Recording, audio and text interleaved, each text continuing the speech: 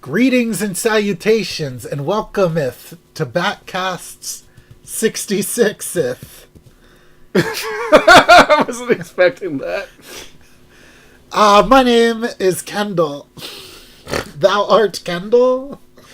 I don't know how to speak like that. Yeah, this is going to be a cold open. This is going to be a new thing we do in Season 2. Here we go. Welcome to Season 2. Hey, it's a new season. We want to do a giveaway, something special. My comic book store is able to get a couple of facsimile editions of some classic Batman issues.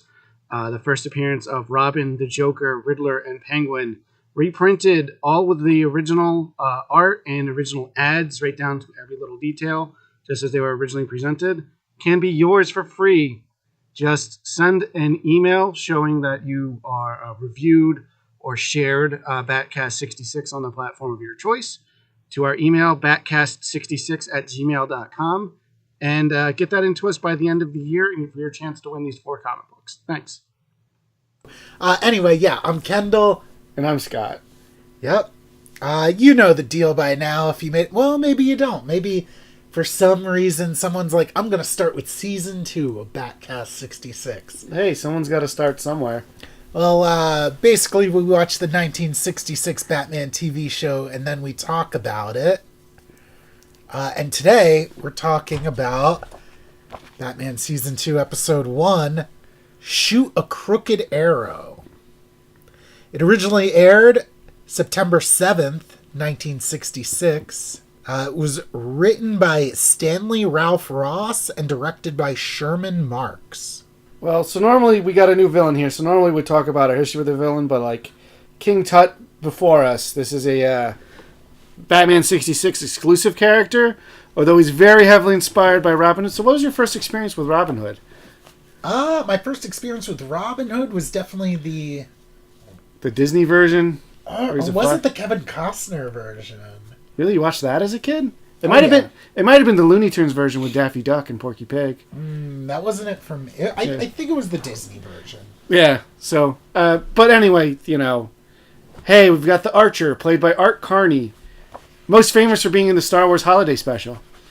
Oh, yeah? Yeah, but really he's like Ed Norton from The Honeymooners. And amongst a million other things, I kind of did a little bit of research on Art Carney. He's a pretty interesting guy. Yeah? He was injured in the Battle of Normandy, to the point where, like, he got injured in his leg, and like his right leg's a few inches shorter than his left, so he walked with a limp the rest of his life, which I thought was just a character choice in The Honeymooners, but apparently that's how he walks now.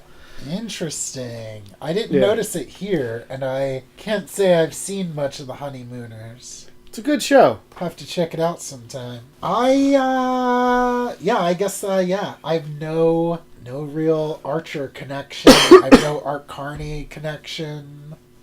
I don't know anything about any of this. Should we just... I think we just get into the episode then. Yeah. Okay. That's how Season 2's rolling. Cool, yeah. We're coming hot out the gate. So first off, one thing I noticed about this season compared to Season 1, did it feel like the budget was bigger? Something felt different. Huh. Like either the way it was shot or something felt different to this. I do feel like they, maybe used different angles or something. Yeah. Because this episode felt both more expensive and cheaper than the average episode. Like, I suspect that the reason we have, like, a Robin Hood themed, like, band of villains and stuff is probably because they had access to these props from another production. But I found no, like, concrete evidence of that. I kind of wish the Bat Book gave us a little... told us who the cinematographer was. I mean... I don't know if there is one that's credited, yeah. Yeah, I guess there's not a cinematographer for Batman. Yeah. But yeah, it is strange. Yeah, I mean, we get some fun things in these 2-parters. Mm-hmm. Definitely, there's one part in particular that feels very cheap, but that's in Episode 2.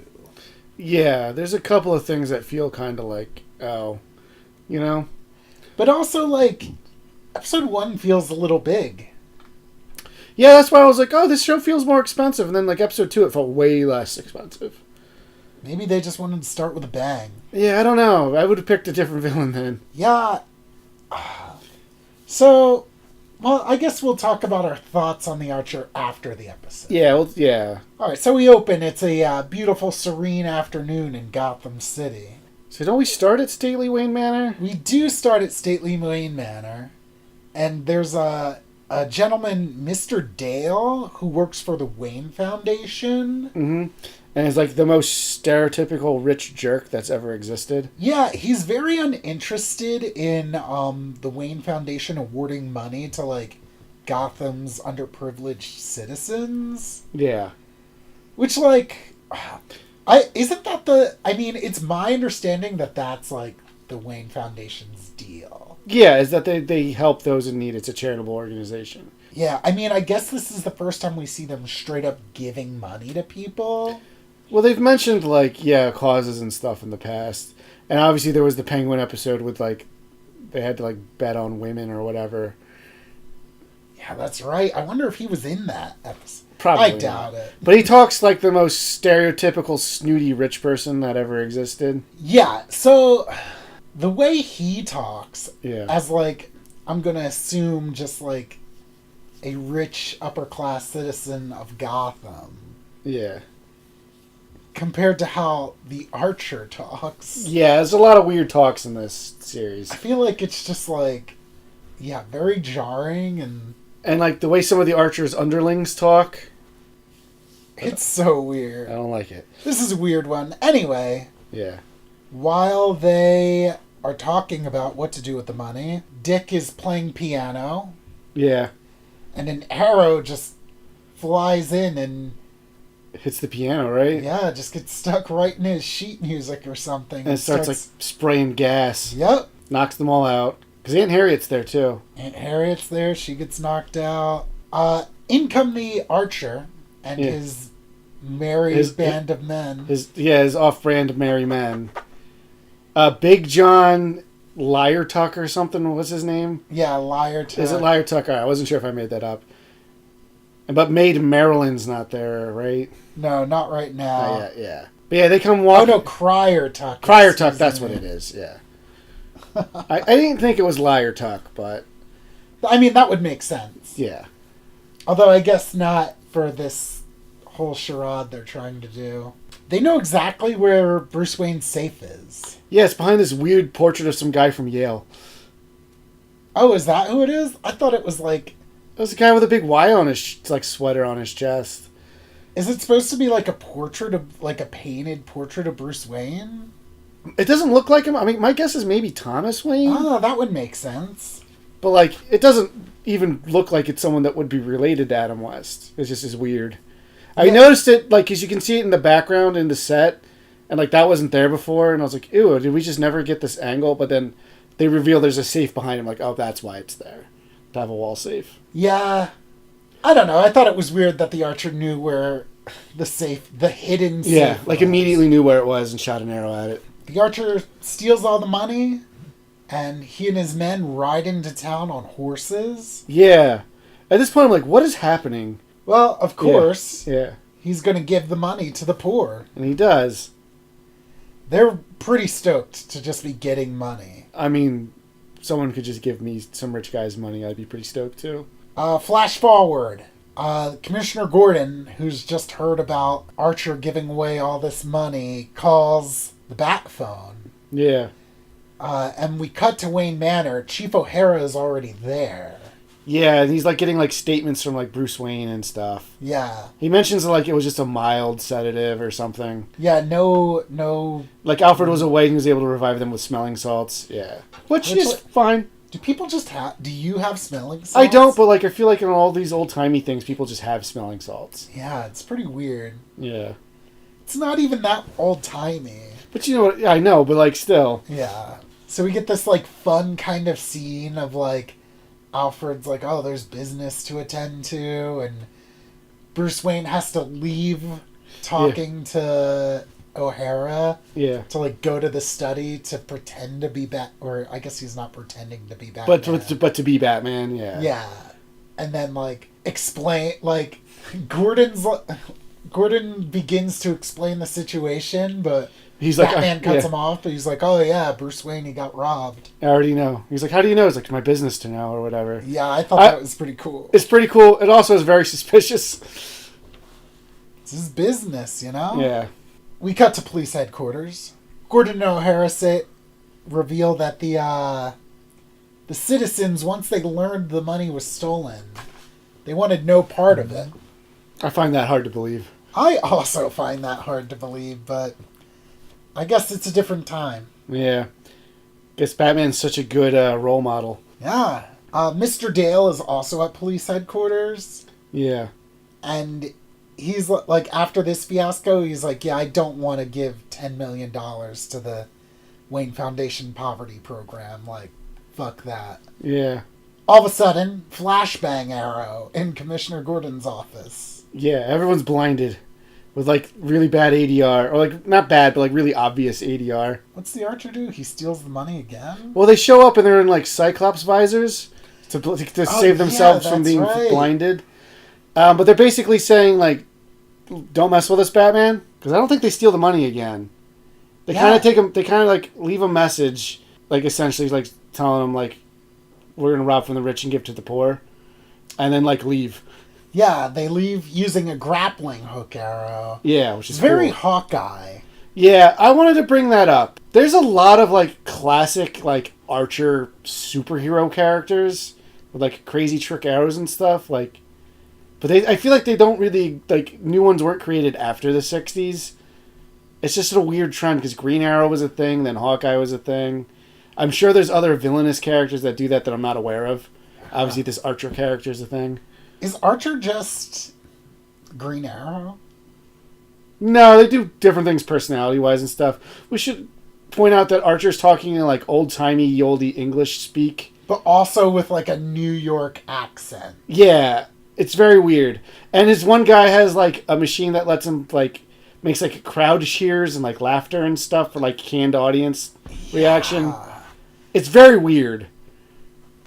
It's such I thought he was doing that for, like, ego purposes. But, like, I don't think that's the case later on. It, like, comes up, but, like, is not really part of anything. Yeah, so also, between that and the accent, I thought this was, like, a weird performance thing. I think it might be for the Archer, but, like, he's just getting his rocks off on it. Yeah, and his two, like, guys are, like, into it as well. Because they never break character, these three guys. They never break character. Yeah. They have a fourth member of their gang who won't get into character. But we'll talk about them in a minute. Yeah, she'll be coming around soon. Yeah. Batman and Robin, they give chase. Did we have one of these in season 1? Am I correct? The window cameo? Yeah. I think we did. I don't remember like who we it got was. one. We got one. And I have no idea who this person was. I also... Oh, it's Dick Clark, according to the Bat book. Is it? I did not recognize his voice or his face. Do you know anything about him? He has New Year's Rockin' Eve. What the hell is that? He used to host, like, the New Year's Eve ball drop in New York every year. Until he died. Good for him. Let's see what else he's done. Yeah, just like a lot of these shows in more recent years. Celebrity boxing, too. Thank God for that. American TV and radio personality. He was an executive producer on The Weird Al Show. Good to know. It's a good man. Yeah, known for Dick Clark's New Year's Rockin' Eve from 1973 to 1988. And then I think it became something else. But he hosted American Bandstand, which started a lot of careers. Ike and Tina Turner, Smokey Robinson, Stevie Wonder, Simon Garfunkel, Iggy Pop, Prince, The Talking Heads, and Madonna. He's just was a very prolific person in American pop culture at the time. He played himself in the 90s Fantastic Four animated series. That's awesome. I bet it was a New Year's Eve thing. I've seen that show, but it's been a long time. I'm guessing he's from Philadelphia, because they make a big deal about that. Yeah, as they mentioned his Philadelphian accent. I did want to talk about that. Or, like, his Philadelphian demeanor or something? There's something about the way he said certain, like R's or something, I thought. Interesting. Well, while I'm here on his Wikipedia page, where's he from? He's from Bronxville, New York, but he could have grown up in Philly. But yeah, Batman immediately knew he was from out of town. They mentioned he's from Philadelphia. So I think we're going to get a lot more of these starting this season. Yeah, because I know this is like a classic staple of the show. Yeah, and we only got like one last season. Yeah. I'm excited to see who we get. Yeah, I'm kind of curious.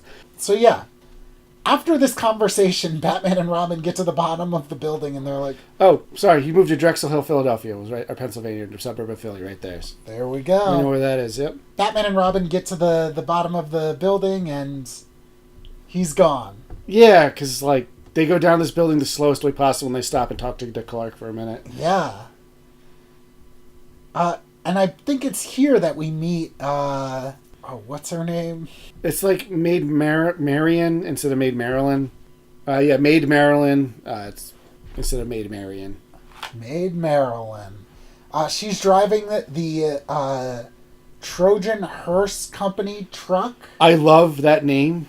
That's pretty good. It's pretty great. It doesn't really make sense for this truck. It doesn't, but I want to use it in something. It's so good. Yeah, she's so obviously a bad guy, but she refuses to get in character. Did you notice, like, every scene she's in, she's eating or about to talk about eating?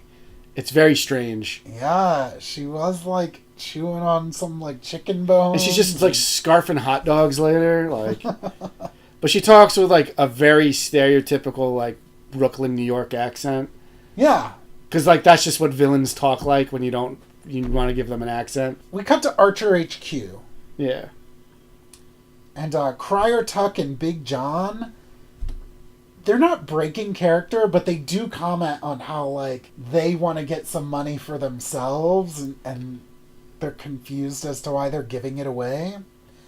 But I feel like that never comes back around. Nope. Like, after that, there's, like, no dissent, no further questioning. The Archer, kind of thinking ahead a little bit. I guess, like, they established that this isn't the first time he and Batman have tangoed. Yeah, they mentioned he's been in jail and stuff before. Yeah. But he says they need to destroy the Bat computer. Yeah, because it can, like, predict crimes or whatever. Yeah. So, yeah, their plan is to get the location of the Batcave out of Batman and Robin, I guess. Yeah, I feel like that's a pretty good plan. That if you know that it exists. Yeah, but how would he know? I know what I bet, because Batman's a deputized officer of the law.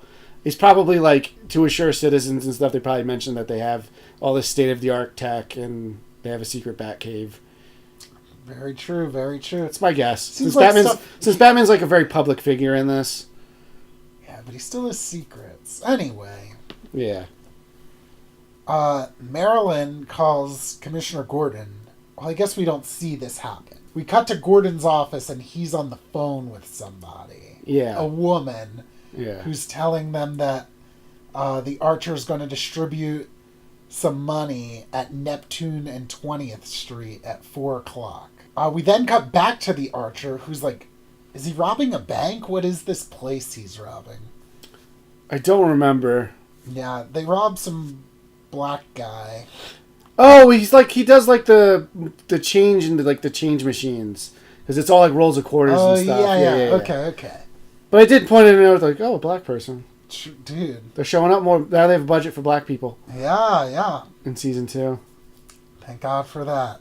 Yeah, they rob that dude. And then they like come very close to murdering him. Like, he's up against the wall and they shoot arrows at him and they're like, just barely miss him. Yeah, they like pin him up against the wall. Yeah. One thing we forgot to mention. What's that? Dale. Oh, yeah, well... He mentions that... Oh, yeah, after the flashbang one. Yeah, he mentions that he likes the Archer style. He's like, with a good PR team, they could be bigger than Batman and Robin. Yeah, so that's a little nugget that, like, should be in your ear, especially for this next scene. Yeah. Because as the Archer and his merry men start distributing the money to the people... Batman and Robin just jump them.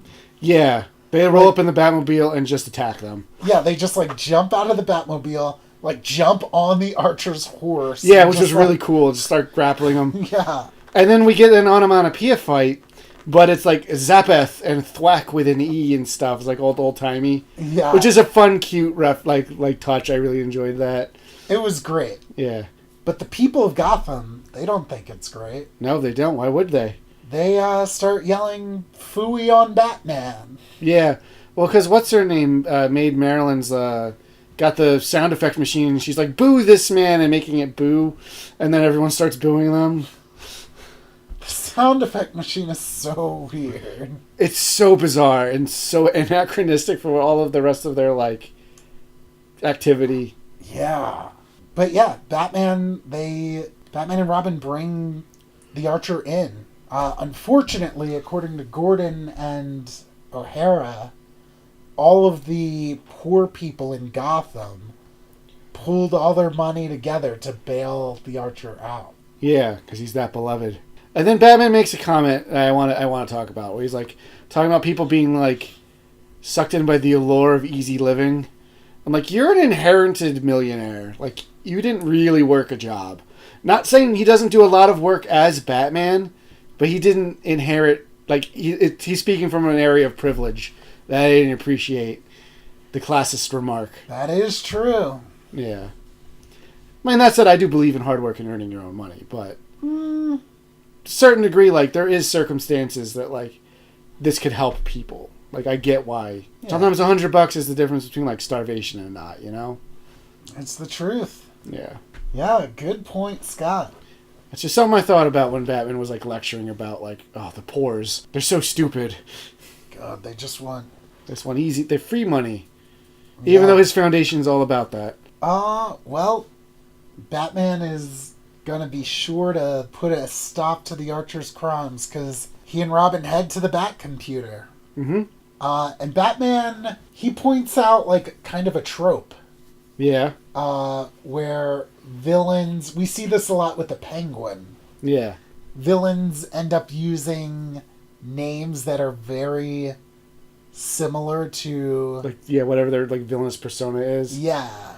Yeah, because I forget what the thread he goes down, but he does, like, track through, like, Robin Hood, like, lore, yeah, right? So he's like, you know, this guy fancies himself a modern-day Robin Hood. What's another name for Robin Hood? And it was the Earl of Huntington? Mm-hmm. Or something like that? Yeah. And then with the Bat computer, they pull up Earl Huntington's archery range. Yeah. I'm glad they didn't have to waste a lot of time with that. Like, it's kind of fun that they're aware of that. Yeah. But did you notice, like, is it me or did the Batcave set look like a little more full, like there was more stuff in it? There did seem to be... Now, I know they made the movie between season 1 and season 2. So I'm wondering if this is, like, because of the movie's budget, like, they now have that set. I'd have to, like, see them side by side to compare. Well, so the Batcave does have certain things that are in, if not every episode, almost every episode. But they have stuff that moves around, too. Yeah. So I'm thinking... I don't know if it's always going to remain this cluttered. Okay, because did you notice that, or was I just, like, looking for things to comment on? No, specifically in this scene, they were using something called the Bat File. Yeah. Which I guess is just, like, a powerful phone book or something. Yeah. Because that's what scrolls through, like, the names and stuff. Yeah. And that seemed to be, like, an extra thing. That was kind of front, you know, centered for the camera. Because now I know that the movies happen, I'm, like, on the lookout for, like, oh, that is a thing that I recognize from the movie, not necessarily season 1. Yeah, I haven't seen the movie since we started this podcast. Me neither. I'm trying to save it. Keep it as fresh as possible when we finally do something special with it. But yeah, I mean, even in the movie, they have, like, the rehydration machines. Yeah, and like the movie, that. I don't remember the set being, like, that drastically different, but because it was a movie, there was, like, more cinematic shots of it. Yeah. So we got to see a little bit more of it. I remember it looking really good in the movie. Not that it looked bad in season 1, but, like, it was shot more like a flat TV show. We'll have to pay attention when the time comes. So next, one of our favorite things happens. Yes. Batman needs help to accomplish his mission, and who better to help him than the William Tell of Liverpool? Yeah, even though Alfred doesn't have anything that sounds like a Liverpudlian accent.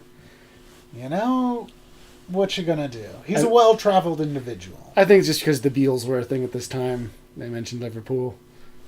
I wouldn't be surprised. Yeah. But I love when Alfred gets involved. Yeah, so Alfred is apparently a great shot with a bow and arrow. And then they mentioned like crossbows and stuff. Like he's like good with any kind of bow-related item. Yeah, I wonder how much of that is them like hyping Alfred up or them not knowing the difference between like a crossbow, a longbow. I think it's just them hyping Alfred up. I'll choose to believe that. Alright, cool. So yeah, Alfred's gonna distract the Archer and his men while Batman and Robin infiltrate his lair. If they know it's underground, under this archery range for some reason. Yeah, somehow they know. I kind of like this scene. We get kind of the classic Robin Hood. Yeah, I like this scene a lot too. Yeah. Yeah. Archery duel. Because he appeals to his he appeals to the Archer's ego and like a duel, and they do the thing where like, oh, the one's in a bullseye, and then they keep splitting each other's arrow. I'm like, oh, that's fun. Yeah, Alfred's a pretty good shot. Yeah, he's backing his game up. Maybe Alfred should be this universe's Green Arrow. Maybe he is this universe's Green Arrow. Whoa. Unfortunately for Batman and Robin, there's an alarm set in the lair. So despite Alfred's distraction, they get caught in this net. Yeah. And the Archer approaches Alfred and says, "I thinketh you were sent to distracteth me." Yeah, it's strange. So yeah, Alfred is captured as well. The Archer strings Batman and Robin up and puts Alfred in a guillotine, and I thought this was going to be the end of episode. I thought so too. I was shocked that it wasn't. Yeah, because he's trying to get the location of the Batcave out of Batman and Robin, and he's like torturing them, so they won't crack. I was like, well, what about Mr. Innocent Bystander here? And that's why they put him in the guillotine. And Robin's like, no, but Batman's like, I can never give it up. But he's like, if this person says whatever, because like Alfred's like, no, don't tell them, let them behead me. So Batman's like, it's for the greater good. Yeah. So they drop the guillotine on Alfred and he's dead. R.I.P. What an opener. Yeah. Psych, it was a stage guillotine the whole time. And Batman knew. Batman knew. Do you think Alfred knew? I don't know. They never tell us. He looked pretty scared. He probably didn't know. But yeah, actually, because they're using the sound machine. Don't they explain it here now why he has it? Yeah. He robbed like some movie producer or whatever, and he just had this. Yeah, and he just like... He just likes it. It's so weird. It just like makes him happy. Yeah. Yeah, what a weird thing. I don't understand why. And it's weird that they attempt to explain it in a way that has nothing to do with anything. It's very bizarre. But such is this show. Mm-hmm. So the Archer, like, unties Batman and Robin, and then, like, slaps Batman in the face with a glove, challenging him to a duel. Yeah. But then the duel is just... They're tied up, and they're going to just joust, like run lances through them. Yeah. On horseback. Not much of a duel. I was excited for a duel. Yeah, Batman and Robin are just tied to these wood posts, and the Archer and his merry men are about to coming run with some lances. And then that's the episode climax, like cliffhanger, you know? What a weird one. Yeah. Overall, this episode's very strange. I liked the idea of like because Robin Hood's a criminal. I liked the idea of that in general as a Batman villain, because Batman inherently has classist overtones, like robbing from the rich to give the poor. Batman is a rich person with privilege and beating up people that are potentially like struggling. Like, no one wants to have a life of crime unless you're like a villain in this show. Like the average hench person. Like, there's a really good Batman graphic novel I like, where it's like a take on A Christmas Carol. It's called Batman Noel. But like, it follows, like, the Bob Cratchit in it is just like one of Joker's henchmen who's like down on his luck. And, like, Batman's trying to bring him in because he did a crime, but, like, everyone's trying to show him, like, hey, these are people, too. And, like, oh, this is pretty good. Yeah. Like, but there's, like, there's an element of that you can do in this world with Batman, and I think that's interesting. Not that they capitalize on it in this show, nor is this the show that would have done that. Like, they kind of toy with the idea. Yeah. Like, the public is against Batman and for The Archer. But, I mean, I guess we'll see if they take it there next week. Yeah. Spoiler alert. Not really. Yeah, I wouldn't expect it from this show, even if I didn't already watch the second part. Yeah. Well, we'll see what happens. I mean, we already know, but you, the listener, will see what happens. Mm-hmm. Next week. Same Batcast time, same